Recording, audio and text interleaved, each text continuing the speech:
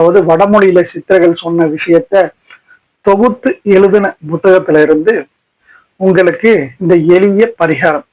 அதாவது இந்த துளாராசிக்காரர்களை பொறுத்த வரைக்கும் எல்லோருடையும் மரியாதையாகவும் அன்பாகவும் பண்பாகவும் பேச வேண்டும்.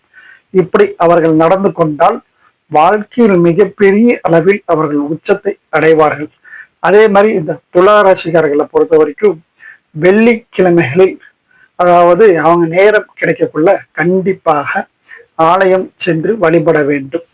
அதே மாதிரி இந்த துளாராசிக்காரக ஆலயத்திற்கு தானமாக தயிர், வெண்ணெய், நெய் போன்றவற்றை வாங்கி கொடுக்கலாம். அப்படி கொடுத்தாலும் அவர்களுக்கு நல்லது நடக்கும்.